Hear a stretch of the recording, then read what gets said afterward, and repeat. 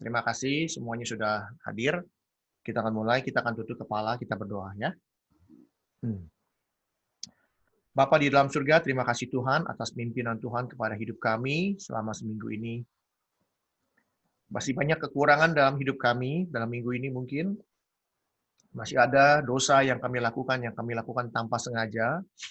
Ampunilah kiranya dosa yang kami lakukan itu. Biarlah Tuhan, kasih setia Tuhan kepada keluarga kami, melingkupi kami semua, sehingga kami semua sadar bahwa Tuhan itu ada. Dan Tuhan itu selalu melindungi kami. Dan Tuhan itu selalu matanya tertuju kepada kami. Terima kasih Tuhan, Tuhan sudah mengumpulkan kami, keluarga besar kami, keluarga anak-anak mama. Inilah yang kami rindukan selama hidup kami. Mempelajari firman Tuhan dengan baik. Mempelajari firman Tuhan supaya hidup kami ini bisa berubah. Supaya hidup kami ini bisa dipenuhi dengan kehendak-kehendak Tuhan, bukan kehendak pribadi kami lagi. Terima kasih Tuhan, buka hati pikiran kami, terutama hati kami, supaya bisa menerima firman yang hidup itu, sehingga firman itu menjadi pelita bagi kaki kami, dan menerangi aspek hidup kami. Biarlah Tuhan berbicara, pakailah hamba-Mu untuk bisa bicara, apa yang menjadi kerinduan Tuhan untuk keluarga kami. Terima kasih Tuhan, kami serahkan waktu ini ke dalam tangan Tuhan. Di dalam nama Tuhan Yesus kami berdoa mengucap syukur. Amin. Oke, hari ini kita akan lanjut eh, tentang gembala yang baik. Minggu lalu kita belajar mengenai gembala yang baik. Kita bicara mengenai siapa itu Yesus di tengah-tengah para orang Farisi dan orang Saduki dan orang ahli-ahli Taurat. Saya akan ulang sedikit supaya kita nyambung. Bagaimana orang-orang yang katanya ahli-ahli Taurat ini, orang Farisi ini tahu mengenai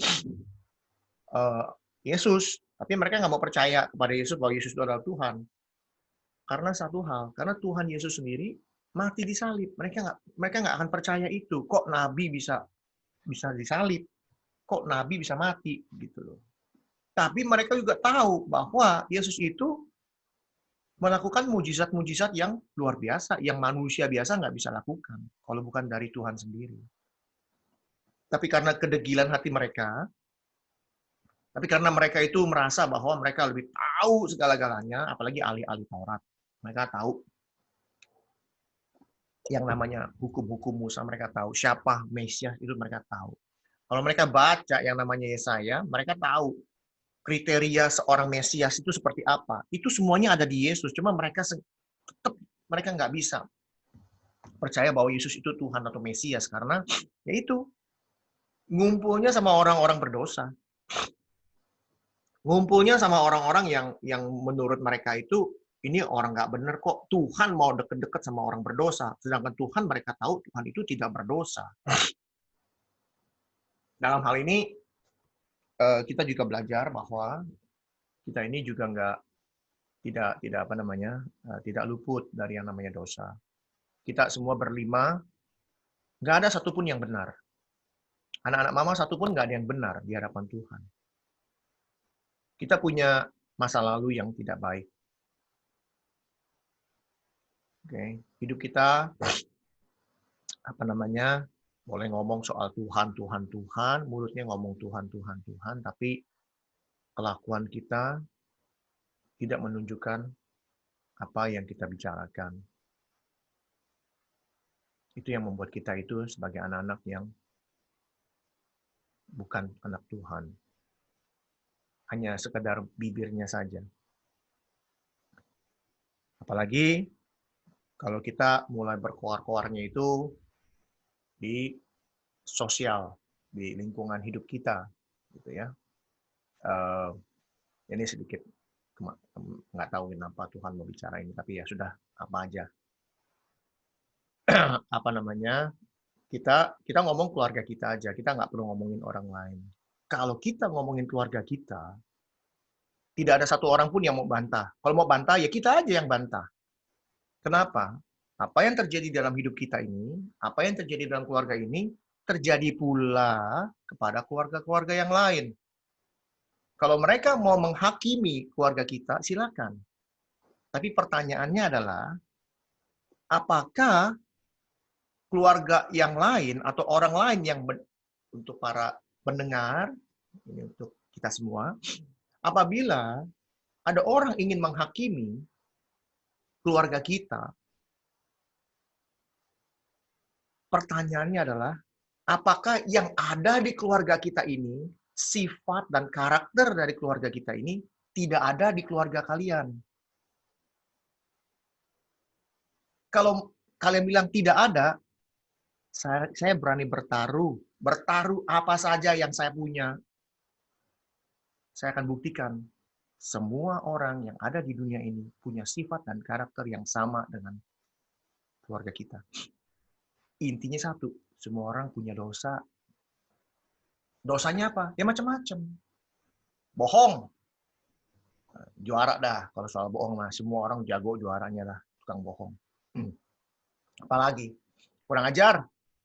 Oh, saya nggak pernah kurang ajar. Bohong. Yang benar. Masih kecil nggak pernah tuh ngelawan orang tua. Ya itu kan masih kecil. Apa bedanya? Kamu masih kecil, orang apa monyet? Orang kan? Nah, kalau monyet bisa nggak kurang ajar? Kagak bisa. Kalau kamu orang, bisa tetap kurang ajar. Karena kamu orang, bukan monyet. Tetap kurang ajar. Apalagi? Hah? Melakukan dosa-dosa yang lain.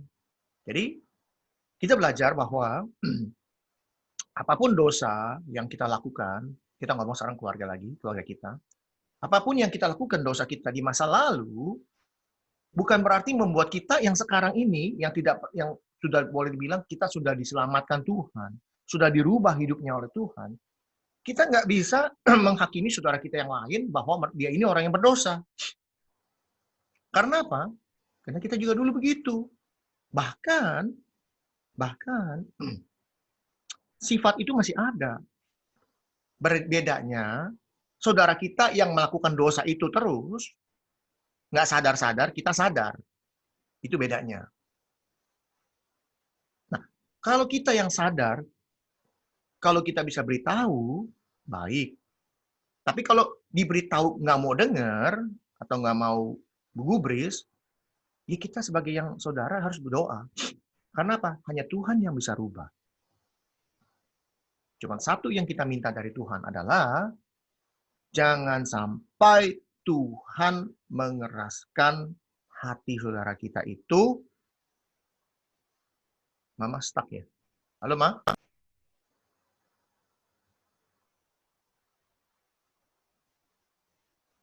Yo? Ma? Dengar? Dengar ya? Dengar. Jangan sampai Tuhan mengeraskan hati saudara kita itu sehingga dia tidak bisa lagi berubah. Repot. Repotnya apa? Saya akan serius kali ini dalam arti kata begini. Siapa nama Mekela? Ayo coba duduk yang rapi, Mekela ya. Dengar baik-baik, tapi mau mendengarkan firman Tuhan. Lihat tuh, Mabel duduk baik, istri K duduknya dengan baik. Masa kamu nggak bisa duduk dengan baik? Kamu harus bisa duduk dengan baik. Contohlah mereka, oke? Okay? Dek, dengar. Oke, okay? Good. Oh, I like that. Jempolnya bagus tuh. Gede sebelah kali jempolnya ya. Anyway. Jadi kalau kita, ini serius ya, dikeraskan hatinya oleh Tuhan, ada satu orang dalam Alkitab yang hatinya dikeraskan Tuhan. Namanya Firaun. Jangan pernah pikir hidup yang kita sekarang, istilahnya, kita punya uang banyak nih, atau gimana, tapi kita masih melakukan dosa, itu hanya sementara.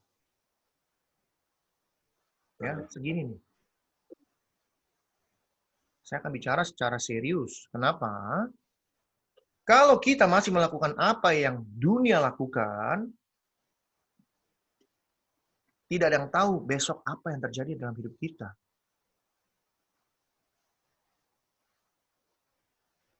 Nggak main-main.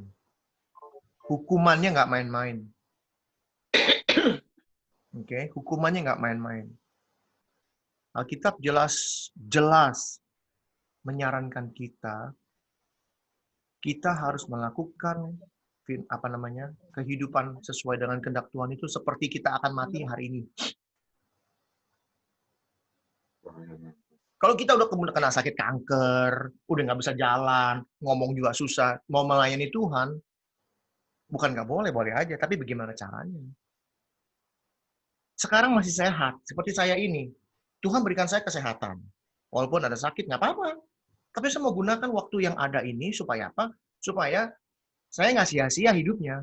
Saya sudah menyia-nyiakan hidup saya lebih dari 50 tahun. Sekarang udah 50 ya. Sia-sia. Nol, telur bebek beneran.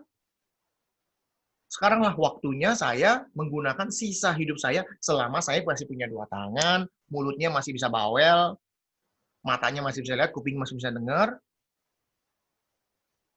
Untuk siapa? Bukan untuk saya lagi. Saya sudah terima apa yang Tuhan berikan.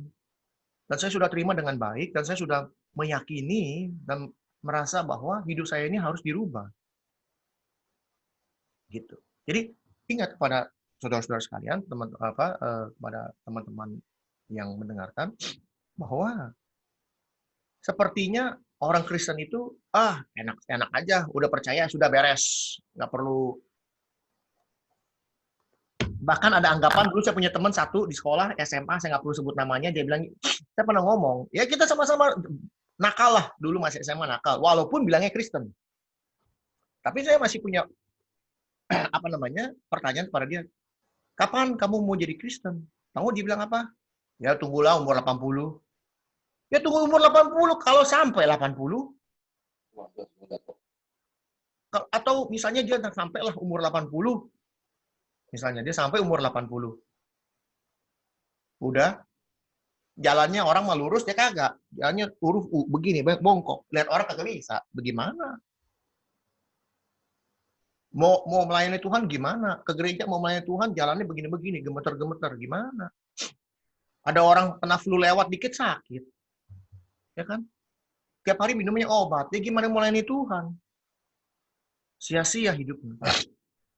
Jadi, cukup melencong sedikit, nggak apa-apa. Tapi ada hubungannya.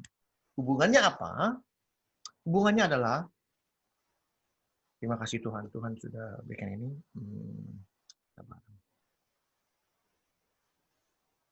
Jadi, kita harus punya hati yang hati yang mengasihi.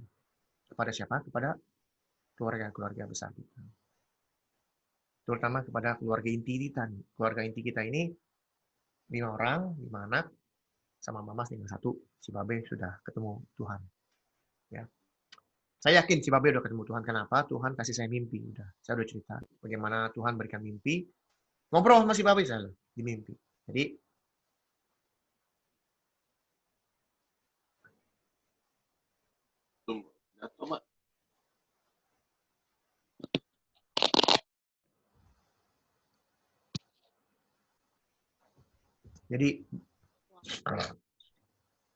si Babe itu adalah contoh nyata. Contoh nyata dalam keluarga kita. Di mana dalam hidup dia, saya berani bicara ini untuk publik. Kami tidak akan malu bicara mengenai orang tua saya sendiri. Kami tidak akan malu. Karena apa? Karena di hari akhir hidup papa saya, dia sudah menerima Tuhan. Dan saya meyakini itu. Jadi sedikit mengenai papa saya, bagi pendengar, saya akan mau berikan sedikit sharing. Hidup papa saya itu bukan hidup yang baik. Kita berlima semua tahu bagaimana kehidupan dia. Bukan orang yang bukan seorang laki-laki gentleman boleh dibilang, bukan seorang laki-laki yang seperti kebiasaan banyak orang tua di keluarga lain. Tapi kami belajar apa yang kami lihat, apa yang kami dengar,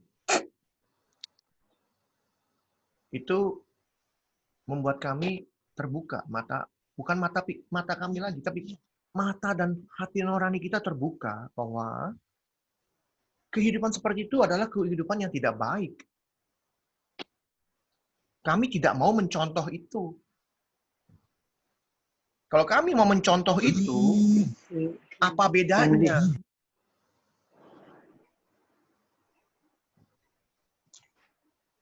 Jadi, untuk anak-anak, ya cucu-cucu,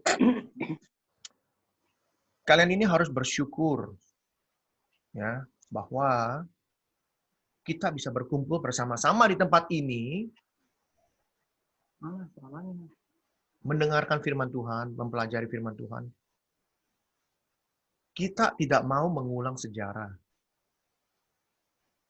Papa menerima Tuhan pada saat dia sakit. Ya. Dan saya yakin dan percaya bahwa si Babe itu kalau sakit, dia menerima dengan sungguh-sungguh. Kenapa lagi si mamanya?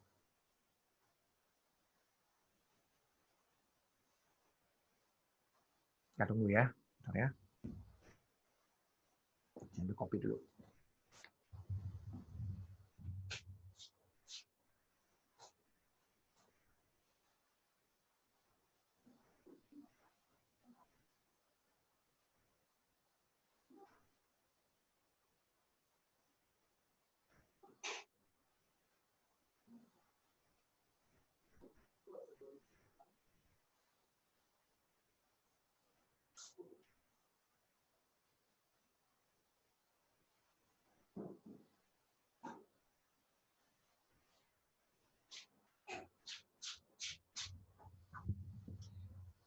Mana? Si mama kok hilang? Nongol.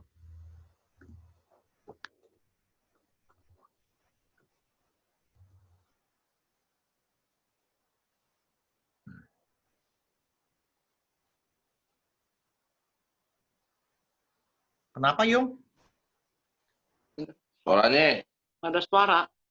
Nggak ada suara. Ya udah. Jadi apa yang hilang tadi? Jadi apa yang hilang tadi nanti bisa diputar ulang di YouTube ya. Dengerin aja nggak apa-apa. Dengarlah ulang-ulang nggak apa-apa kok. Kita belajar. Jadi sekali lagi saya mau menghimbau kita semua. Saya nggak mau kepada keluarga yang lain. Kita bicara keluarga kita. Supaya keluarga kita menjadi contoh. Oke, supaya orang-orang di luar melihat, melihat bahwa keluarga kita ini, walaupun misalnya saya yang paling jahat gitu ya, tapi mereka akan melihat keluarga yang lain bahwa keluarga ini adalah keluarga yang mengenal Tuhan. Saya jahat bukan karena keluarga yang jahat, karena sayanya jahat. Contohnya di kejadian 2. Sorry, kejadian berapa? Kejadian 4, Kain dan Habil. Orang tuanya sama, Adam dan Hawa. Hilang yang suaranya? Kenapa kutak-kutik terus dari tadi?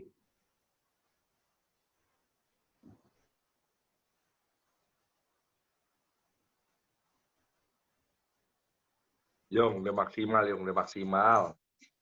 Bukan maksi. Tadi si Seni telepon ada apa? Itu kan udah di mute. Ini masalahnya suaranya pada saat Seni telepon jadi kecil. Jadi sekarang?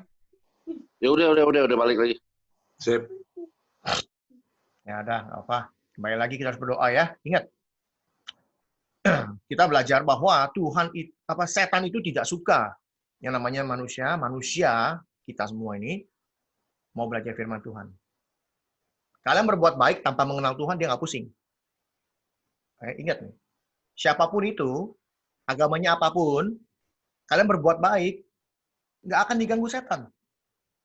Pada saat kalian yang jahat aja nih, belajar ini, baca ini, mau mengerti ini, ada aja macam-macamnya. Ingat itu, ya.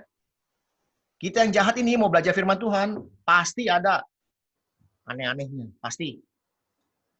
Yang agama lain, yang hidupnya baik-baik, oh Tuhan berkati katanya. Nggak diganggu setan, karena apa? You nggak mau belajar tentang Tuhan. Tuhan yang mana? Saya kan udah punya agama. Ya benar nggak Tuhannya? Kalau mulai belajar satu agama, lalu banyak percobaannya, nah itu Tuhan yang benar. Gampang. Itu gampang sekali. Oke. Jadi kembali lagi, kita tidak mau mengulang sejarah. Sejarah siapa? Sejarah papa kita gitu loh. Jangan sampai kita seperti dia. Seperti Kain dan Habil. Keluarganya sama. Bapaknya si Adam, mamanya si Hawa. Anaknya 2, Kain dan Habil. Apa gara-gara si Adam dan Hawa dua-dua anak ini jadi baik? Apa gara-gara Adam dan Hawa anak ini jadi jelek? Enggak. Si jahat. Jelas dalam apa itu Yohanes berapa? Yohanes 10 ya? 12. 1 Yohanes 10 12. Jangan seperti Kain yang berasal dari si jahat. Tapi kalau kita sudah tahu kita berasal dari si jahat, kita harus buru-buru berubah. Jangan keraskan hati. Jangan merasa, lu ngomong enak lu. Lu nggak tahu hidup gue sekarang kayak apa. Nah, saya hidup ini seperti ini, itu pilihan saya. Saya hidup susah, pilihan saya. Saya miskin adalah pilihan saya. Kalau orang susah, orang miskin, kenapa Tuhan kasih saya miskin? Pertanyaannya. Saya akan balik bertanya. Apa yang membuat kamu miskin? Kalau anggaplah Tuhan kamu kasih kamu miskin, tapi apa yang membuat kamu miskin dalam hidup? Contoh. 1, malas, juara 1. Keluarga kita malas, jujur. Saya mah malas dulu. Kedua, punya tangan 2, nggak mau digunain. Ketiga, nih yang paling penting. Gengsi. Keluarga besar kita nih, gengsinya juara. Nggak ada yang kalahin dah. Keluarga yang lain, nggak mau tahu saya. Mungkin ada juga. Pasti ada, nggak mungkin nggak ada.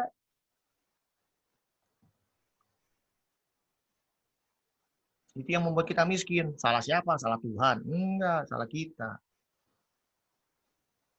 Tuhan tiap hari manggilin. Ayo balik. Setelah kamu panggil balik, Tuhan kalau sudah janji, ingat, Tuhan kalau sudah janji, ini kita akan masuk ke dalam Mazmur 23. Tuhan kalau sudah janji, dia tidak akan pernah mengingkari janjinya. Kalau dia sudah panggil kamu balik, ingat Lukas 15, 3 cerita, domba yang hilang, koin yang hilang, dan apa yang hilang? Anak yang hilang. Anak yang hilang, kalau hidup kita rusak, babak belur, miskin, kerjanya foya-foya, ya bapaknya belum mati udah diminta tuh warisan. Mending kalau warisan dipakai yang benar, pakainya nggak benar, foya-foya, foya-foya dah hidupnya lah, minum-minum lah, perempuan lah, segala macam tetek bengek. Habis, nggak punya apa-apa. Kita ini belum sampai habis, belum sampai makan makanan babi, belum. Kalau masih sadar, pulang ke rumah Tuhan. Minta ampun sama Tuhan. Apa yang dilakukan sama Tuhan? Pesta, dikasih baju, dikasih ini semua dikasih. Itu janji dia. Harus diaminin. Kalau kamu mau hidupnya balik kepada Tuhan, mau balik kepada keadaan normal, tidak ada yang mustahil. Tuhan akan berikan. Tuhan akan bangkitkan. Raja Manasye, raja yang paling kurang ajar dalam sejarah Israel. Raja yang paling jahat dan sadis. Tuhan ampuni. Dikembalikan kerajaannya. Kerajaan, kita nggak ngomong keluarga, kerajaan dikasih balik sama Tuhan. Apa yang Tuhan nggak bisa? Spesialisnya nggak mungkin Tuhan. Ini nggak mungkin, itu nggak mungkin. Tanya Tuhan, spesialisnya nggak mungkin jadi mungkin. Itu spesialisnya dia. Oke. Kalau mau lihat lagi siapa dalam keluarga kita yang punya hidupnya susah, terus sekarang maju, tuh lihat si Budi. Lihat perjalanan hidup dia. Siapa saksinya? Ya kita berlima. Bagaimana dia susah dulu hidupnya? Bagaimana dia bisa bangkit? Bagaimana dulu? Apa nggak punya? Mau merit? Nggak bisa. Uangnya nggak ada. Ada yang tahu nggak? Ada yang tahu. Mudah-mudahan tahu semua. Mau minjem duit sama saudara aja nggak berani. Apalagi mau minjem duit sama adik misalnya. Malu kok minjem sama adik. Masa gue nggak bisa? Itulah namanya spirit. Gitu istilahnya. Tapi lihat, apa yang dia lakukan? Dia bergantung nih. Gantungan nih, ngegelantung sama Tuhan terus. Di dalam lembah kekelaman, di Mazmur 23. Kita kan buka Mazmur 23 hari ini, kita belajar. Oke, saya akan buka di sini biar cepat. Biar kalian bisa lihat semua. Oke. Lanjutannya. Oke, nih lihat. Oke. Mazmur Daud. Ya. Kita belajar supaya kita pintar. Supaya kita tahu siapa Tuhan kita. Siapa Tuhan yang kita kenal. Tidak ada lagi Tuhan yang seperti Tuhan kita ini.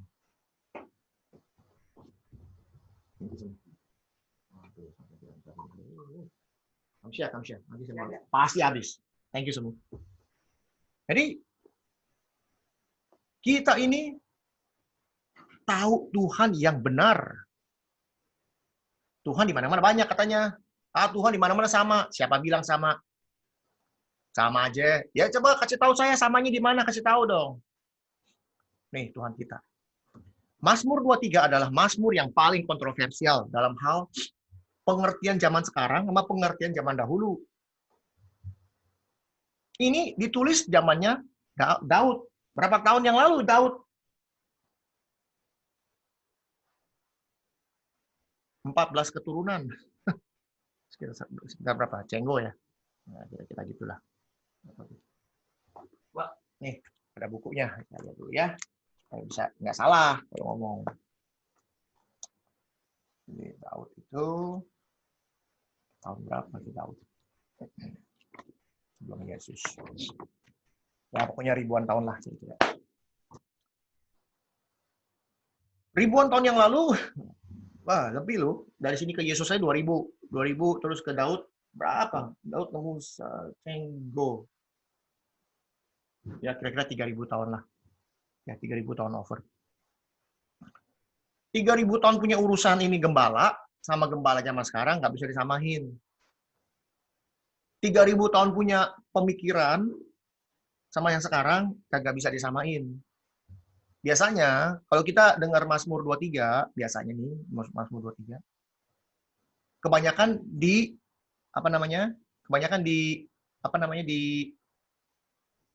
khotbahin gitu ya sama pendeta-pendeta di mana? Ada yang tahu nggak? Kalau orang nih khotbahin Mazmur 23 selalu adanya di mana kebanyakan? Khotbah ini selalu dibawa kebanyakan. Ada yang tahu nggak? Pokoknya ada satu acara pasti ini dibawa khotbahnya. Paling banyak di mana? Acara apa? Dalam acara apa orang pendeta khususnya pakai Mazmur 23? Enggak kedengeran, Bud? Kematian. Jawaban yang benar 100% itu. Tiap kali ada yang mati, bawa Mazmur 23. Tiap kali ada yang mati, Mazmur 23. Kayak nggak ada yang lain. Konteksnya aja kita lihat, Tuhan adalah gembalaku, takkan kekurangan. Istilahnya apa? Orang udah mati dibilang takkan kekurangan aku. Oke, kita bicara mengenai kalau Tuhan adalah gembala, kita tuh siapa? Kalau Tuhan adalah gembala, kita tuh siapa? Bapel, Domba. Hah? Domba. Kita domba. Kalau Tuhan kita adalah gembala, kitanya domba. Oke. Kita mesti tahu dulu, domba itu sifatnya apa? Oke. Domba itu sifatnya banyak. Satu, domba itu nggak bisa berdiri sendiri. Dia harus berkerumun. Oke. Kedua, domba itu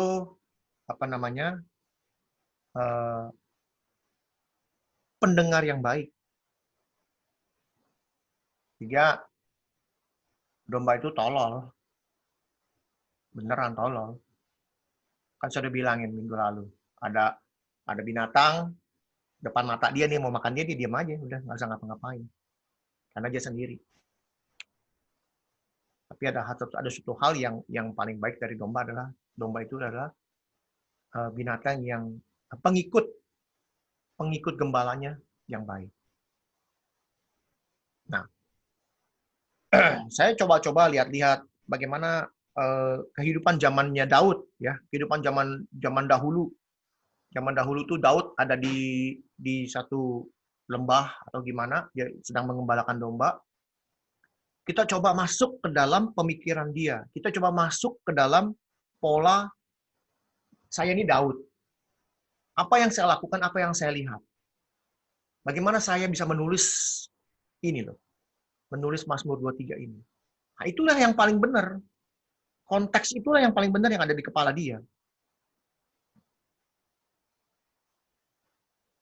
Contoh.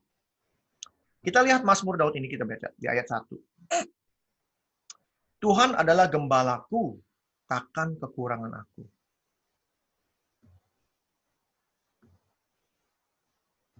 Ini kalau kita kembali lagi ke dalam konteksnya si Daud, dia itu seorang gembala. Apa sih? Apa yang gembala lakukan? Gembala itu tujuannya adalah memproteksi dia punya domba. Dia protek. Ya kan? Dia proteksi apa ya? Protek apa ya? Melindungi. Melindungi domba-dombanya. Dia tahu bahwa dia sebagai gembala, tugas dia melindungi kawanan dombanya. Dan yang paling lucu lagi, yang bukan paling lucu, yang paling interesting. Yang paling menarik adalah Yesus sendiri selalu memakai metafora. Apa metafora, Bu?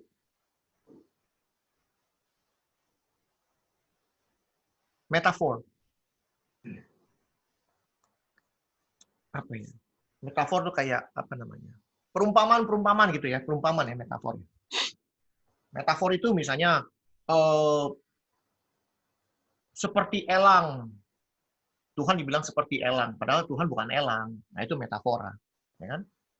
Yesus sendiri bicara di dalam Yohanes 10 ayat 17, kita buka ya. Inilah Tuhan kita. Mau tahu Tuhan kita seperti apa? Mau tahu Tuhan kita itu beda dengan Tuhan yang lain? Untuk para pendengar, saya akan buktikan. 10 ayat. Semua deh, biar nggak salah. Saya baca pelan-pelan. Gembala yang baik. Tuh, judulnya. Ini dia ceritakan bahwa gembala yang baik itu, Aku berkata kepadamu, sesungguhnya siapa yang masuk ke dalam kandang domba dengan tidak melalui pintu, tapi memanjat tembok. Pernah dengar domba manjat tembok? Nggak pernah dengar, tapi Tuhan bisa manjat tembok. Dia adalah seorang pencuri dan perampok. Jadi siapa yang manjat tembok? Ya ini, pencuri dan perampok. Istilahnya, zaman dahulu, zamannya di Palestina, bilangnya Palestina ya, zaman di Timur Tengah sana, ada juga pencuri, ada juga perampok. Siapa ini rampok dan pencurinya? Kalau kita ngomong setan. Tapi ini secara secara metafora dia setan. Tapi secara literally, secara harafiah, ya beneran pencuri, beneran. Rampok ada beneran rampok dan curi. Nggak pernah dengar domba itu manjat tembok, nggak pernah. Sampai hari ini juga nggak akan pernah. Tapi siapa yang masuk melalui pintu, ia adalah gembala domba. Ini harus kita tahu dulu. Ini kita harus tahu dulu ini. Ceritanya kayak apa? Yesus pakai ini ceritanya kayak apa? Zaman dahulu tuh seperti apa gembala domba? Untuk dia, penjaga membuka pintu dan domba-domba mendengarkan suaranya. Domba itu mendengar suara dombanya. Oke? Ia memanggil domba-dombanya masing-masing menurut namanya dan menuntunnya keluar. Jadi kayak anjing dipanggil namanya. Si A, anjingnya keluar. B, keluar. C, keluar. Oke? Itu. Kok gini? Jika semua dombanya telah dibawanya keluar, ia berjalan di depan mereka, dan domba-domba itu mengikuti dia, karena mereka mengenal suaranya. Tapi seorang asing pasti tidak mereka ikuti, malah mereka lari. Jadi kalau domba mendengar suara orang lain, dia lari. Karena suara orang asing itu tidak mereka kenal. Kita bicara orang asing ini siapa? Setan lagi. Setan itu pencuri, setan itu perampok, setan itu orang asing. Oke? Itulah yang dikatakan Yesus dalam perumpamaan metaforanya dia. Ini kita bicara teologinya Yesus sendiri. Yesus punya teologi ketuhanan Yesus sendiri, dia yang bicara. Dia itu filosofer, kalau boleh bilang. Tapi mereka tidak mengerti apa maksudnya. Ya, siapa mereka? Ya, orang-orang Farisi. Padahal orang-orang Farisi tahu benar mengenai firman Tuhan. Dia tahu benar yang namanya Taurat Tuhan. Tapi nggak ngerti. Banyaknya orang-orang seperti kita. Saya, Budi, yang ngajarin ini. Nggak ngerti. Banyak. Pendeta, banyak. Gembala sidang, banyak. Pengajar-pengajar firman Tuhan, banyak yang nggak ngerti.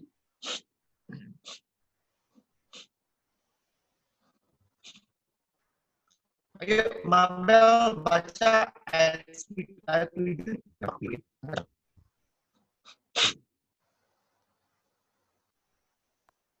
Maka kata Yesus sekali lagi, "Aku berkata kepadamu, sesungguhnya akulah pintu ke domba-domba itu." Nah, inilah Tuhan yang kita sembah, para pendengar. Ingat, akulah pintu. Lah, saya ini pintu.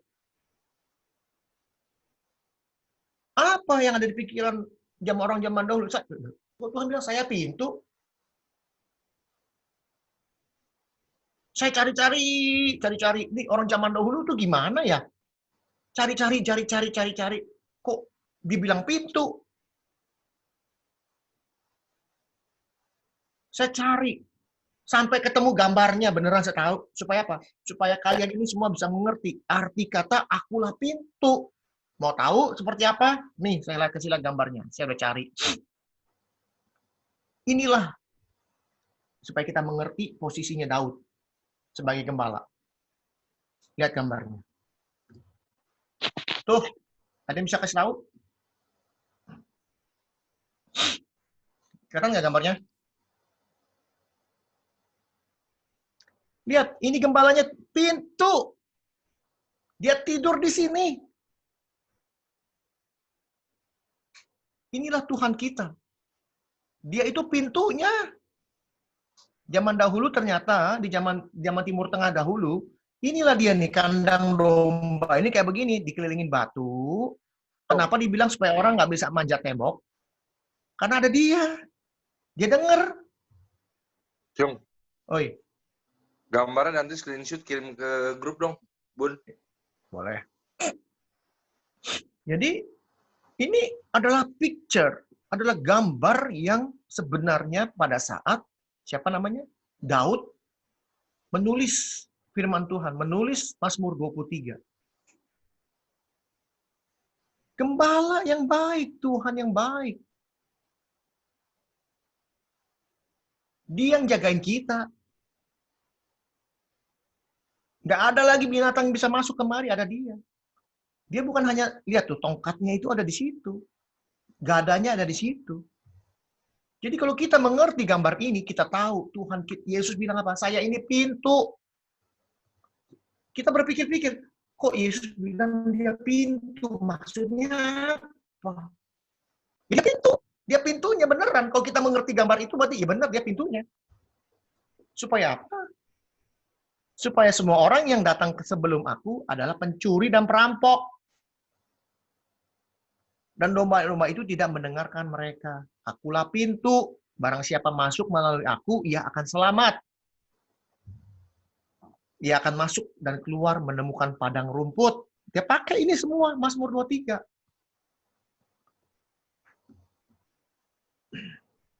Ini menggambarkan ini adalah surga. Kayak ini surga. Yesus sebagai pintunya. Siapa yang masuk melalui Yesus, dia akan selamat. Dapetin padang rumput. Dapetin surga segala macam, pohon kehidupan dan lain-lain yang ada di Wahyu. Jadi kita mengerti kenapa Yesus itu pintu. Kita sekolah minggu lah, ke gereja, nggak pernah tahu apa akula pintu. Maksudnya apa? Inilah maksudnya. Saya umur 50, saya baru tahu seperti inilah akula pintu. Ngantuk ya, Maya? Coba ini dulu. Seger. Ayo, ya. Oke, ngerti ya? Nah, ini Tuhan kita. Kembali lagi ke Mazmur 23. Jadi, kalau dibilang Tuhan adalah gembalaku, dia tahu Tuhan itulah pintunya. Dia bersandar, dia akan kekurangan. Yang kedua, ia membaringkan aku ke padang rumput yang hijau. Banyak sekali khotbah-khotbah mengatakan membaringkan rumput yang hijau. Wah, dapat ini secara metafora bilangnya apa? Padang rumput yang hijau. Rumputnya jadi, wah, dapat berkat yang banyak, makanan enak. Ya kan rumputnya hijau, betul nggak? Wah, pokoknya yang bagus-bagus. Padahal, kalau kita kembali lagi, kembali lagi pada gambar ini, ya, ini adalah situasi Timur Tengah zaman dahulu seperti ini.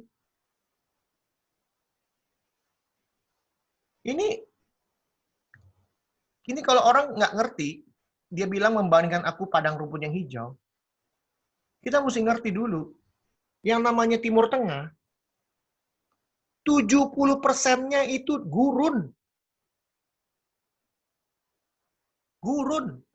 Ini nyari padang rumput yang hijau di mana? Di mana ada rumput hijau di gurun?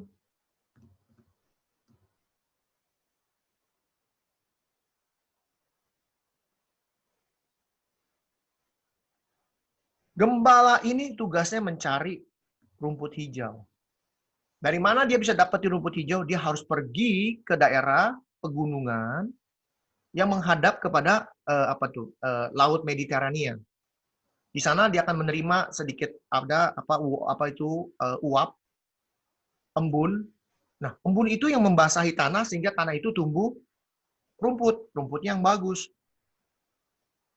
Kalau kita ngomong rumput hijau itu seperti di mana tuh? Kalau kita pergi kemana?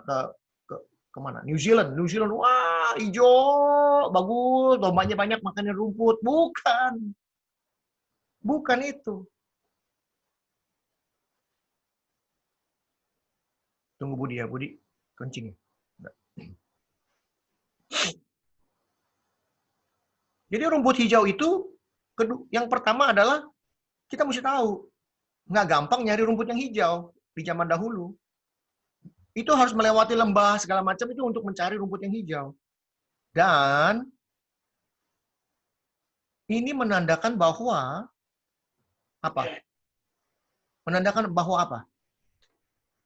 Domba itu apa yang dipikirin domba, apa yang domba lakukan, segala sesuatu yang domba ingin lakukan, itu bergantung sekali kepada gembala.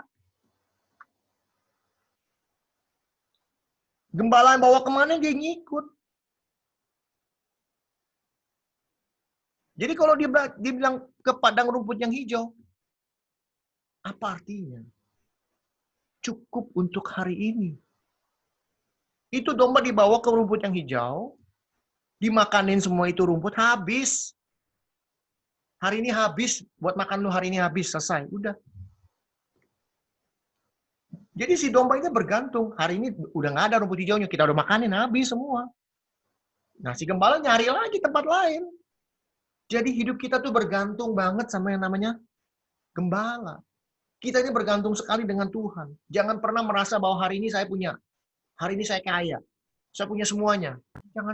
Jangan kaget suatu hari hilang. Dari mana kita bisa tahu bahwa suatu hari akan hilang? Ayub apa kurang kaya? Hilang satu hari. Kita harus menggantungkan hidup kita kepada Tuhan. Ia membaringkan aku ke air yang tenang.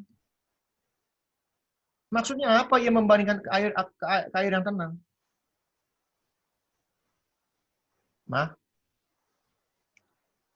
Ya inilah, sorry ya Ma, ngantuk ya. Sorry, waktunya memang, ya waktunya memang nggak, jujur ngomong, waktunya ini sekarang baru jam 8 di sana ya. Jadi kita belajar supaya kita nggak ngantuk, kedua juga jangan sampai terlambat ya, karena sayang firman Tuhan itu kita belajar firman Tuhan yang benar supaya kita mengerti. Besok-besok kalau kita ke gereja lalu ada khotbahnya gimana gitu ya, kita belajar. Loh ini ngomong kok nggak ngerti apa-apa, ngomong sembarangan gitu kan.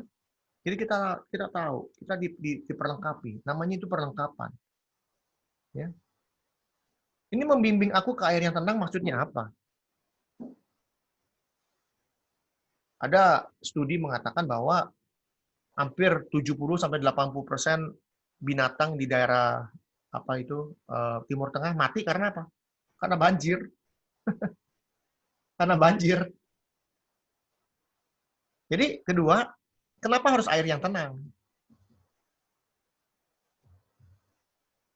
Domba, ada nggak lihat domba yang kagak ada bulunya?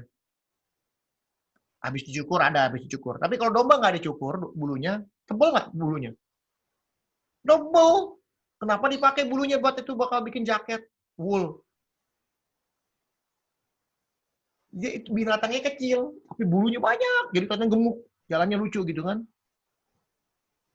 Itu kalau minum di sungai, dia harus cari daerah sungai yang airnya tenang.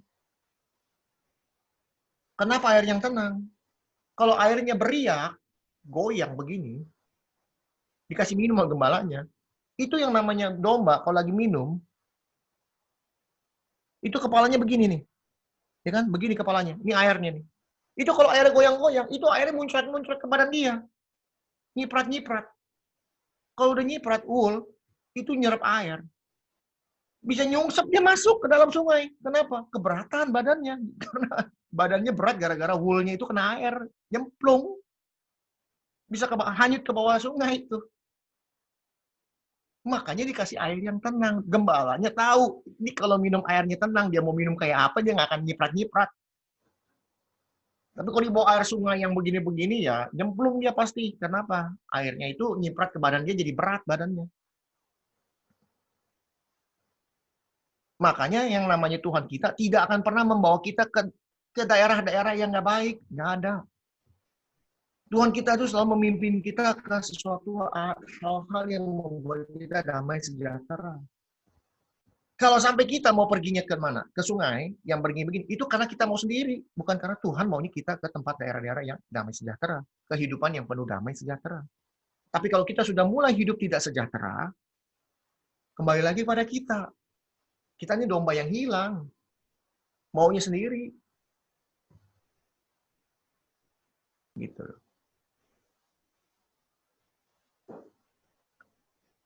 Ia menuntun aku di jalan yang benar oleh karena namanya.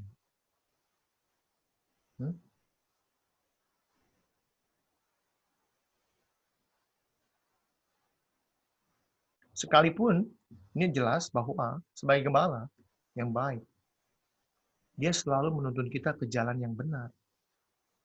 Di daerah Palestina, itu jalannya nggak kayak di sini sekarang. Ada jalan tol, ada jalan ini. Nggak ada zaman dulu. Jangan dulu mah jangan berbatu-batuan. Ya kan? Nggak padang gurun. Mana yang jalan benar nggak tahu. Jalan menuju kemana. Nggak ada yang tahu. Maka disebutkan di sini, sekalipun aku berjalan dalam lembah kekelaman, aku tidak takut bahaya. Mau tahu arti-arti kata lembah kekelaman dalam bahasa aslinya? Benar-benar gelap, benar-benar nggak ada apa-apa, benar-benar kita nggak tahu nih jalan gelap, ada yang apa namanya misalnya tiba-tiba ada serigala nangkep, benar-benar nggak tahu. Tapi ya, aku tidak takut bahaya. Domba, kalau gembalanya jalan nyemplung ke jurang, ada dombanya 10.000 semua nyemplung ke jurang. Ngikut. Itu domba. Domba jalan gelap. Gimana dia bisa tahu jalannya? Udah gelap begitu, nggak kelihatan apa-apa. Gimana dia bisa tahu? Kenapa? Bagaimana dia bisa tahu jalan yang benar walaupun gelap gulita? Karena gembalanya tiap kali jalan itu dia pasti ada suaranya. Nih, suaranya dia nih. Dia menurut namanya dia nih. Dia panggilin namanya satu-satu. Ikut. Jadi si domba itu pendengar yang baik, beneran. Dia tajam kupingnya, dia bisa dengar suara gembalanya. Gembalanya jalan, dia ikutin. Walaupun gelap.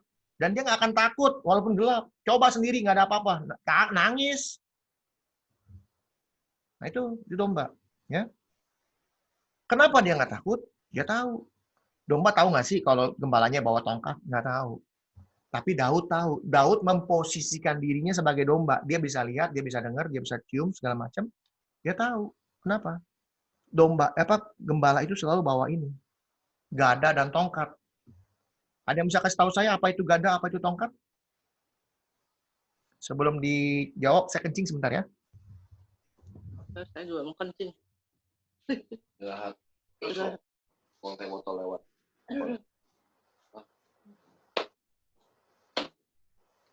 Tapi udah.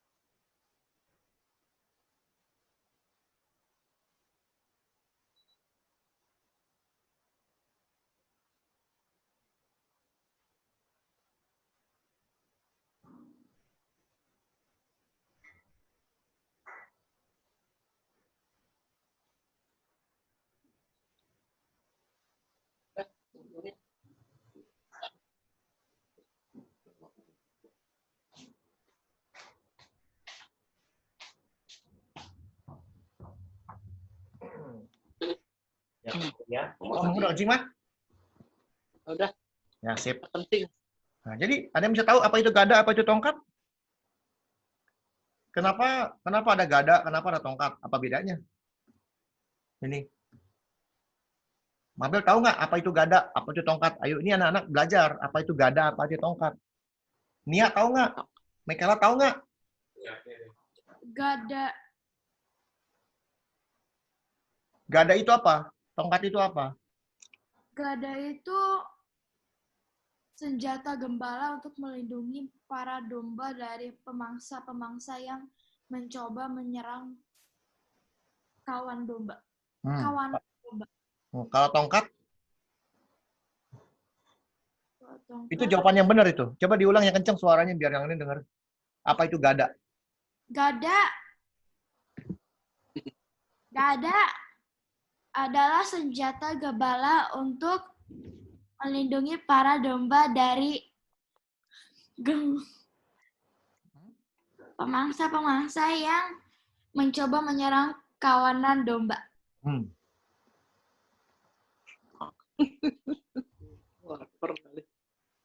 Kalau tongkat? Kalau tongkat Menggiring. buat om-om. Menggiring domba. Buat ngiring domba. Itu jawaban Tapak Yung paling benar. Dombanya digiring pakai tongkat. Pernah dengar nggak? Domba digiring pakai gada. Benjol semuanya.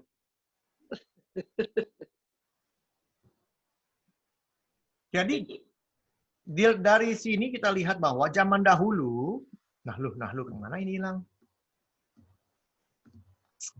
Makanya nih, saya mau ganti laptop nih, udah mulai membleng kayaknya laptopnya nih. Karena jadi dari kata ini kita bisa melihat zaman dahulu bahwa yang namanya gembala itu satu bawa gada, satu bawa tongkat. Gada itu kayak pentungan, senjata.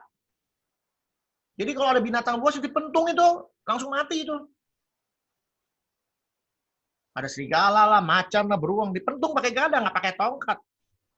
Nah, tongkat itu kalau tongkat gembala zaman dahulu seperti apa? Lihat tongkatnya nih, tuh kayak gitu tuh. Tuh ada congkelannya, lihat nggak? Ada congkelannya. Ya kan ya? Nih. Buat leher tuh, buat leher. Hah? Leher domba. Ya, aduh, ampun dah. Mana? Oh, kayak gitu tuh. Gembala tuh kayak gitu tuh. Nih. Tongkatnya tuh ada lehernya gitu kan? Biasanya saya boleh. Lihat nggak, Mah? Kembali guys. Nih, lihat nih. Ininya nih ya. Ya kan? Oh. Nah, ini tongkatnya. Bukan gadanya. Bisa bayangin nggak kalau berkelahi sama misalnya sama beruang pakai tongkat ginian. Ya, masa beruangnya dikorek begini ke depan dia, ya mati atuh. Ya mesti diketok kepalanya pakai gada. Nah, Yung bilang ini untuk menggiring. Jadi apa? Kalau dombanya udah mulai lari-lari ke sana, leher ditarik tuh, dicongkel. Lo jangan kemana-mana, minggir lagi, digiring lagi, digina ini buat ngegiring. Tujuannya. Nah, jadi tujuannya itu gada adalah untuk apa? Satu untuk melindungi, satu lagi untuk apa? Menuntun nih, menuntun aku di jalan yang benar. Pakai apa? Pakai tongkat. Koreksi. Hah? Koreksi. Yo, koreksi kenapa? Tongkat itu satunya kan melengkung begini. Nah, dia punya ujung tongkat tuh lebih lembut. Kenapa diciptain demikian? Jadi tuh yang melengkung itu tujuannya kalau sampai tuh domba jatuh, terperosok. Nah, dia pakai lengkung itu buat lingkerin ke lehernya, tarik ke atas lagi buat balikin lagi ke kerumunan domba. Ya, sedangkan ujungnya yang tidak melengkung itu ujungnya dia pakai buat kalau domba itu salah jalan, dia tepuk dengan lembut, pek ke kiri, pek ke kanan gitu loh. Lampu sen itu ujungnya. Ya, boleh. Pukulnya supaya buat lembut. Yang pasti kalau domba sudah mulai jalan keluar, kalau dipukul di bawahnya nggak mau, dia akan tarik lehernya kembali lagi ke jalan yang benar. Oke? Itu bisa. Jadi dua-duanya bagus ya. Budi bilang bagus. Jadi itu bukan koreksi, itu tambahan.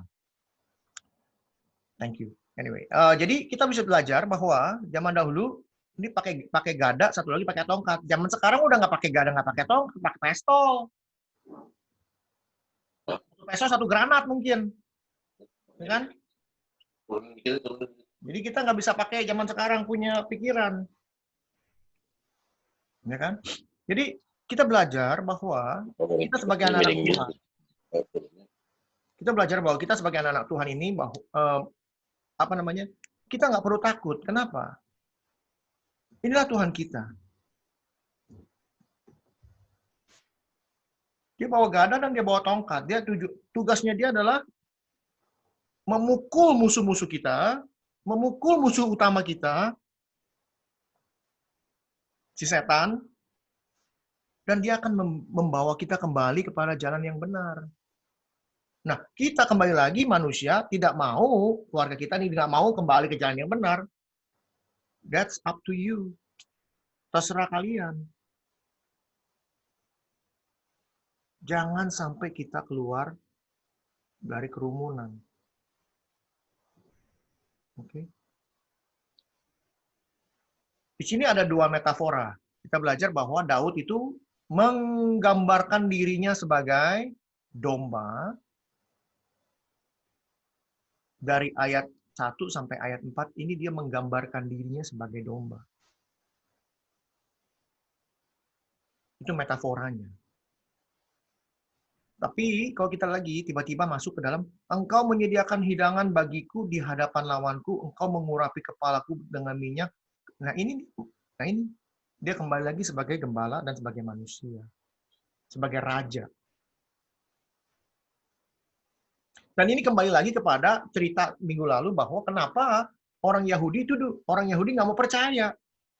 Loh, kok Yesus ini yang namanya Tuhan mau makan-makan sama orang berdosa?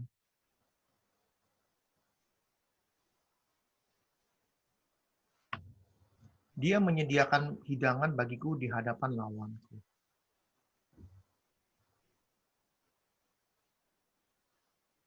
Yesus tuh mau makan sama orang-orang berdosa.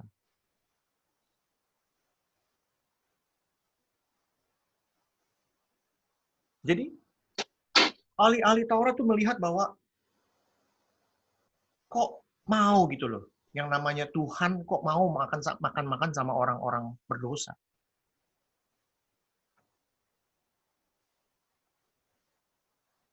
Ya, jangan ngantuk, Mah.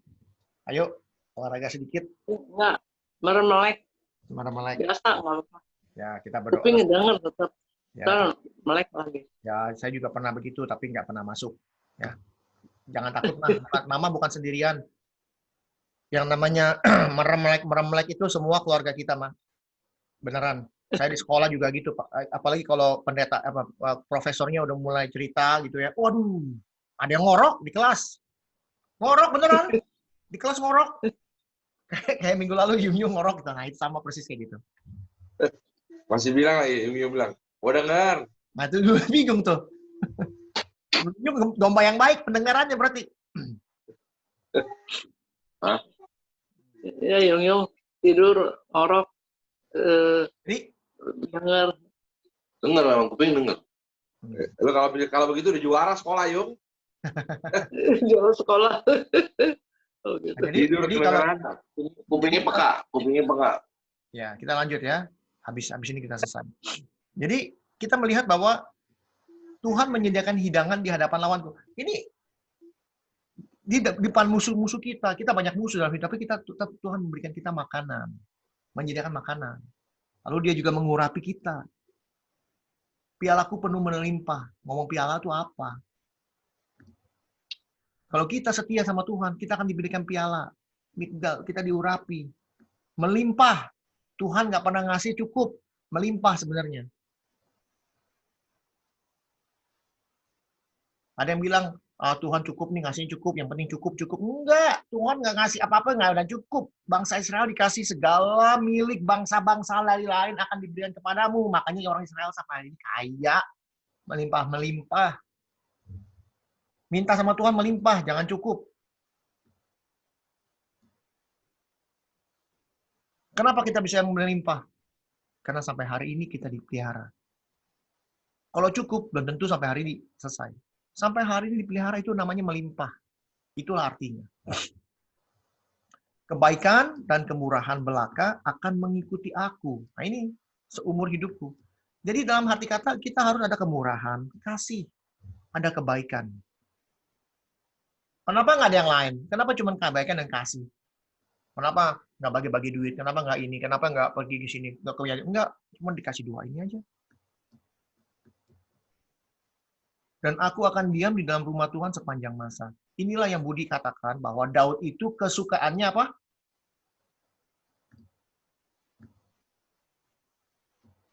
Kesukaan Daud apa? Tinggal di rumah ibadah. Diam di dalam rumah Tuhan. Dia dalam hidup dia, kesukaannya itu diam di dalam rumah Tuhan. Tapi kalau udah ngomong sepanjang masa, dia tahu suatu hari nanti dia akan di dalam rumah Tuhan, benar-benar di dalam rumah Tuhan, seumur hidup dia, selama-lamanya. Kalau apa? Harus ada kalaunya. Syaratnya apa? Ini. Kalau kita melakukan kebaikan dan kemurahan, siapa ini? Siapa ngajarin? Nah, ini. Ya. Jadi, No, please. Ambil bang. kita belajar bahwa Tuhan yang kita sembah adalah Tuhan yang baik, sangat baik. Dia itu pintunya. Orang tua kita aja belum tentu jadi pintu. Tapi Tuhan mau jadi pintu. Sehingga ada musuh, ada masalah, ada problema, ya, kurang kerjaan, kurang duit. Zaman sekarang banyak orang di PHK, banyak orang kehilangan pekerjaan. Dagang bukan makin enak, makin susah. Nah itu, siapa yang kerjain? Tuhan. Bukan. Tidak pernah Tuhan membuat itu. Semuanya itu setan. Sekali lagi mesti ingat, segala sesuatu itu dari setan. Oke?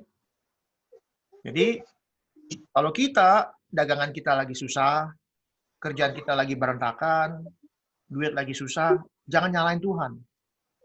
Ayub contohnya itu. Diberi izin kepada Tuhan supaya apa? Supaya kita lebih dekat kepada Tuhan, supaya kita lebih mengenal Tuhan. Semakin kita kenal, apa hasil akhir dari Ayub? Dibalikin 2 kali lipat. Kita susah sekarang, dagangan kita susah sekarang, kalau kita setia sama Tuhan, Tuhan akan balikan 2 kali lipat. 2 kali lipat, bukan sekali, 2 kali lipat. Makanya Tuhan selalu memberikan melimpah. Tuhan selalu memberikan lebih. Ingat itu. Jangan kecewa, jangan putus asa. Kemarin sampai jam 2 pagi, saya sama Budi ada sedikit sharing mengenai hidup dia. Itu. Bagaimana kesetiaan itu, kesetiaan kepada Tuhan itu membuahkan hasil. Hasilnya apa? Ya sekarang, lihat Budi. Apa dia hidup susah? Enggak juga. Apa dia berlimpah? Enggak juga. Dibilang nggak berlimpah, dia berlimpah hidupnya. Dibilang enggak. Atau dibilang berlimpah, enggak juga. Ada kesusahan-kesusahannya dia. Setiap orang punya kesusahan-kesusahan masing-masing. Lihat Sandy. Apa dia hidup berlimpah sekarang? Kelihatannya berlimpah. Punya nggak dia kesusahan? Punya.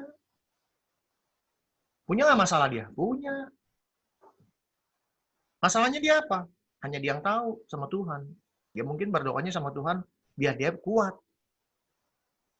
Gitu. Yung susah nggak? Kelihatannya susah. Nggak juga. Masih bisa makan, masih bisa tidur, bisa ngorok, kayak begitu model-modelnya. Bisa naik sepeda. Bisa naik sepeda, kemarin lihat di YouTube, apa tuh, di mana di Facebook. Sen susah nggak? Nggak juga. Kenapa bilang nggak susah? Itu si Kenny bisa kuliah. Kenny sekarang bisa dengerin suara seperti ini. Jadi, saya susah nggak? Nggak juga. Ada nggak susahnya? Ada. Tapi bagaimana kita melewati susahnya itu? Bersama siapa kita melewatinya? Malam ini Tuhan membuka hati pikiran kita. Malam ini Tuhan mengundang kita apa? Mengundang, jadikanlah Tuhan itu gembala kita. Bahwa kehidupan domba itu benar-benar bergantung sekali kepada gembalanya. Dia pikir dia makan rumput hari ini kaya nih, dia pikir hari ini kaya, terus-terusan besok-besok rumputnya. Nggak bisa. Karena apa? Zaman dahulu yang namanya rumput ya di situ doang. Makan dihabis udah mesti cari lagi. Bayangin itu gurun, nyari rumput yang hijau, gimana caranya kalau nggak dicari? Jadi si gembala itu, Tuhan itulah yang akan mencari kebutuhan kita. Kita cuma bergantung sama dia aja, bergantung hidup kita. Itulah artinya. Kalau di dalam kematian dikhotbahkan Mazmur 23, nggak taunya orangnya bukan orang percaya. Kemana? Ke rumput yang hijau? Kagak. Makan pasir dia.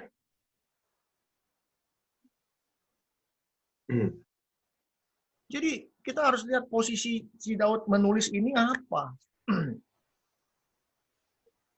Berjalan dalam lembah kekelaman, aku tidak takut. Nah, istilahnya sepertinya begini, kalau pendeta itu kalau khotbah di orang mati, dia lagi berjalan nih dalam lembah kekelaman. Enggak. Dia justru jalan ke dalam terang. Karena apa? Gembalanya terang. Dia nggak takut, dia jalan terus. Gitu. Itu kalau yang percaya, yang matinya percaya. Tapi yang matinya nggak percaya, keluarganya keluarga Kristen, bapaknya nggak Kristen. Ya udahlah kita bikin Kristen acaranya. Dikhotbahin sama pendetanya. Cuma beneran itu jalan ke gelap seumur-umur. Jangankan padang rumput. Dapat pasir udah bagus. Gitu. Ya kan? Jadi kita belajar hari ini, jangan pernah merasa kita itu sudah diberkati. Kalau kita sudah merasa diberkati, bergantung terus, jangan lupa. Ya, Suk. Udah kaya, jangan lupa. Halo, Suk. Halo. Udah, Yung. Kalau nggak diangkat, matiin langsung. Don't waste time. Sukacan. Oh. Ya, anyway. Jadi kita jangan sampai lupa. Susah, seneng, apapun itu, bergantunglah sama Tuhan. Karena memang hidup kita bergantung terus sama Dia. Nggak bisa apa-apa, udah. Kita ada domba yang setia, domba yang mendengarkan suaranya Tuhan. Oke? Jadi sampai di sini kita belajar Mazmur 23, supaya kita lebih mengerti gambarannya seperti apa. Bagaimana Daud itu menulis Mazmur 23, sehingga kita mengerti kenapa dia tulis seperti itu. Posisi dia sebagai domba itu apa? Posisi dia sebagai gembala itu apa? Sehingga kalau orang bicara mengenai Mazmur 23, udah nggak bisa menghubung-hubungkannya dengan zaman sekarang. Nggak bisa, udah lain. Posisinya udah lain. Sehingga kita lebih mengerti siapa Tuhan kita itu. Gembala zaman sekarang, mana ada jadi pintu? Nggak ada. Tinggal digembok, tutup, pasang alarm, beres. Zaman dulu, beneran, gembalanya jadi, nih, beneran zaman dulu, inilah gambarannya zaman dulu. Inilah gambaran zaman dahulu. Yang ini, mana tuh? Nah, lagi sebelum kita selesai, saya akan kasih gambar terakhirnya. Oke. Inilah gambar dahulu. Zaman dahulu seperti inilah pola pikirnya. Inilah dia Tuhan kita. Tuhan yang sangat humble. Tuhan yang sangat setia. Tuhan yang sangat baik. Menjadikan dirinya sebagai pintu. Dia yang tidak pernah berdosa menjadi dosa. Bukan berdosa, menjadi dosa. Supaya kita ini kita ini semua nih domba-domba tolol nih, kita nih semua nih. Yang udah nggak tahu apa-apa. Ikut aja. Masuk ke dalam kerajaan surga. Inilah gambaran Tuhan kita. Bagi pendengar-pendengar yang lain, yang belum tahu siapa Tuhan kita, inilah Tuhan kita. Kalau dia sendiri mau menghambelkan diri, kalau dia sendiri yang mau menghambelkan apa ya? Rendah hati. Ya, kalau Tuhan sendiri mau merendahkan dirinya seperti ini, kita nih manusia ciptaan dia masa nggak mau seperti lebih dari ini? Harus. Tuhan kita adalah Tuhan yang rendah hati. Ini kebaikan. Kasih. Inilah kasih. Punya rumah, punya segala, tapi tidurnya begini. Oke. Jadi, sampai di sini kita belajar Mazmur 23.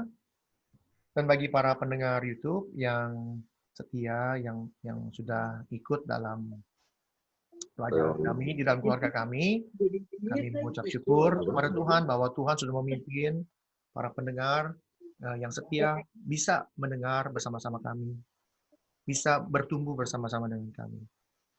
Sehingga firman yang diberikan ini bukan hanya bagi kami semua, tapi bisa menjadi berkat bagi teman-teman yang lain. Dan kita belajar bahwa Tuhan yang kita sembah itu adalah Tuhan yang baik. Tuhan yang benar. Tuhan yang melindungi dari pencuri dan perampok dan orang asing. Setan. Dan dia tidak pernah mengajarkan kita hidup enak-enak. Tidak. Dia selalu memberikan kita hari ini. Karena apa? Dia mau kita bergantung 100% kepada dia. Tuhan yang benar adalah Tuhan yang ingin kita itu benar-benar bergantung hidup kita kepada dia. Sehingga segala berkat yang melimpah itu ada hari ini. Dan besok lagi akan ada hari ini melimpah. Dan besok lagi akan ada seperti hari ini melimpah. Oke, terima kasih buat waktunya. Juga terima kasih buat keluarga semua. Kita belajar sudah begitu lama, begitu rupa. Dan saya merasa bahwa anak-anak seperti Mabel, Kay, Nia, dan Makela itu sekarang lebih pintar, lebih mengerti. Karena sebanyak pertanyaan-pertanyaan yang saya berikan, itu bisa dijawab. Anak-anak sekelas mereka itu bisa menjawab, itu berarti ada ilmu yang masuk. Ada ilmu yang didapat. Jadi inilah tugas kita sebagai anak-anak si mama, orang tua nih, Sandy, Budi, Yung, Sensen. Tugas kita adalah apa sekarang? Memperbaiki apa yang hilang, yang kurang dalam keluarga kita. Apa yang dulu mama nggak bisa lakukan, kita lakukan sekarang. Mama dulu kerja dari pagi sampai malam. Bagaimana punya waktu buat kita belajar begini? Nggak ada. Tapi sekarang kita sama-sama bersama-sama si mama, belajar sama-sama. Dan Tuhan sangat baik memberitahu kepada saya, memakai saya untuk bisa melakukan ini semua. Oke. Oke. Hari ini, sebelum kita ini ibaratnya, Jung. Ini ibaratnya lu jemaat lu mula-mula nih, Jung. Kita aja total 14 nih. Ya, jemaat sih ada, bukan jemaat. Jadi gini, kita sedang membangun tubuh Kristus. Membangun tubuh Kristus itu, banyak orang suka salah pikiran. Tubuh Kristus itu dimulai dari mana? Dari keluarga dulu. Tapi banyak sekali orang-orang sekolah seminari membangun tubuh Kristus itu gereja yang gede-gede, 2.000 orang, 3.000 orang. Saya di sekolah belajar, gereja itu tidak boleh lebih dari 300 orang. Satu gereja itu tidak boleh lebih dari 300 orang. Itu yang diajarin ke saya sekolah dulu. Kenapa? Kalau jemaatnya udah lebih dari 300, kita harus ada pemuritan. Kita harus ngajarin satu orang yang punya hati. Tuhan akan tunjukkan siapa orangnya. Sekolahkan dia. Sekolah seminari, sekolah pendidikan, Alkitab. Dia pinter. Lalu kita buka gereja baru, biar dia yang pimpin. Tetap satu payung, tapi gerejanya beda. Udah 300, nggak boleh lebih, kasih lagi ke gereja ini. Nah, ini kita ajarin juga. Kalau sudah 300, harus bikin pemuritan, bikin yang lain. Tapi payungnya sama, kita bisa bikin organisasinya. Tapi kalau satu orang pendeta, gembala, memimpin lebih dari 300, repot. Repotnya di mana? Saya beritahu. Banyak sekali gereja-gereja besar yang jemaatnya ribuan, itu lari-larinya apa? Tahu nggak lari-larinya apa? Uang. Lari-larinya mengenyangkan perut sendiri. Memperkaya hidup. Jadi pendetanya dari ya benar-benar memberitakan firman Tuhan, jadi kerjaan. Supaya dapat duit. Jemaatnya makin banyak, persembahannya makin banyak. Cuan besar. Dia lupa tugas gembalanya apa. Kalau 300, kenapa dibilang 300? Saya tanya, Pak, kenapa 300? Setahun itu 365 hari. Setahun itu 365 hari. Kalau jemaatnya 300, jemaatnya satu hari satu sakit. Satu hari sakit, tiap hari sakit. Ini ada satu si A sakit, besok si B, si C, si D. Terus sampai 300. Si gembalanya punya waktu setiap hari selama 300 hari ngunjungin si yang sakit. Ngunjungin yang susah. Berdoa yang gimana, begini. Itu benar-benar dikunjungin 300-300-nya. Nah, sisanya 65 hari apa? Pertanyaannya. Ya gembala sidang, ya pendeta, dia kan orang juga, butuh istirahat. Dia butuh jalan-jalan. Dia butuh refresh. Boleh nggak gembala sidang atau pendeta pergi jalan-jalan ke luar negeri? Ya boleh kalau ada duitnya. Apalagi kalau jemaatnya 300 kaya semua, nih gue kasih buat jalan-jalan. Ya boleh. Dia manusia, dia punya keluarga, punya anak juga. Dia boleh pergi. 65 hari dikasih loh. Jalan-jalan tuh, 65 hari. Bebas, mau ngapain aja. Nah, jangan keluar jalur sama Tuhan. Dikasih. Tapi 300 hari ini dipakai untuk Tuhan. Kalau lebih dari 365 hari, kewalahan dia nggak bisa ngunjungin, nggak bisa. Apalagi jemaatnya udah 10.000, 20.000, gimana? Kenal juga nggak? Nggak kenal. Gitu loh. Udah nggak kenal siapa si Budi? Nggak tahu. Itu anaknya si Koifan. Siapa si Koifan? Gue juga nggak tahu.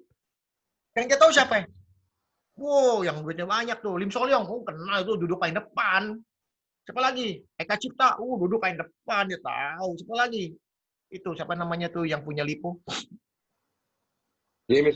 James Riyadi, paling depan dia tahu. James Riyadi nggak masuk hari ini, besok dia teleponin, halo Pak Riyadi, apa kabar? Gimana keadaannya, sakit ya atau gimana? Oh enggak, kebetulan saya lagi ada urusan keluarga. Oh ya udah, perlu didoain nggak Pak? Nggak ditanya, mau doain nggak Pak? Coba yang susah. Pak Kurnia lagi susah apa? Ya udah ya Pak ya, tahan banting aja ya, sabar ya, berdoa Pak ya, berdoa. Bukan saya mau doain aja, doa Pak, doa sendiri maksudnya.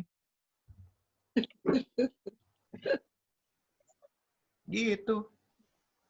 Jangan lupa berdoa, bukan Jangan lupa berdoa, ya malah jangan lupa berdoa. Nah, itu dia. Karena bocil, ya. karena boli, duitnya kagak ada. Nggak ngasih persembahan. Pak Kurnia, ini ngomong-ngomong persembahannya berapa? Ya, saya mah persembahannya Senin Kemis, Pak. Maksudnya apa? Kalau Senin ada ya saya kasih Kemis. Maksud Senin ada kasihnya Kemis gimana? Ya saya pinjam Senin, ada duitnya saya kasih Kemis gitu.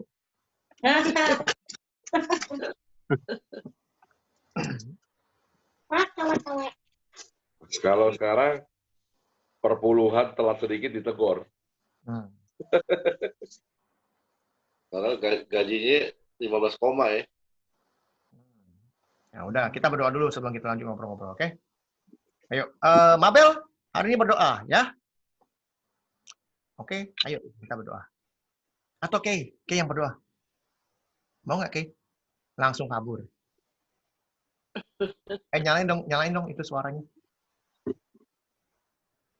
Berdoa itu yang nyantai aja, Bel, yang biasa. Waktu itu kan kamu udah pintar doa, ya. Ayo coba kita doa. Kita tutup kepala, Mabel mau berdoa. Jangan lupa, jangan di-mute. Yang kencang. Dia mau doa tuh.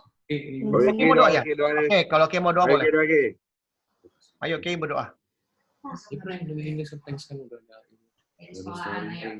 In English boleh, in English. Ayo ibu cek suara.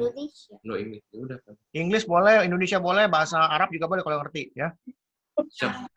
Tuhan, sekarang kita lagi mau selesai. Tuhan jagain kita supaya virus corona bisa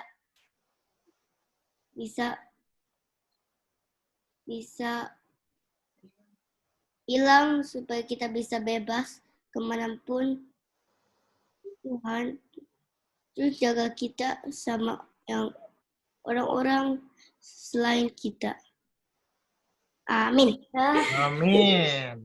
Ya, bagus. Doa yang bagus ya. Walaupun bahasanya cukup bingung ya, hilang. Saya hilang, orangnya bisa hilang. Maksudnya saya nggak mengerti maksudnya. Apa yang pikiran dia saya ngerti. Good. That's good. Jayo. No, good job. Yang bagusnya lagi dia berdoa untuk orang lain selain kita, dia bilang. Itu adalah roh Tuhan itu sedang bekerja di keluarganya. Ya, jadi Tuhan bisa. Hey. I appreciate it. Nanti besok-besok Nia sama Kela belajar.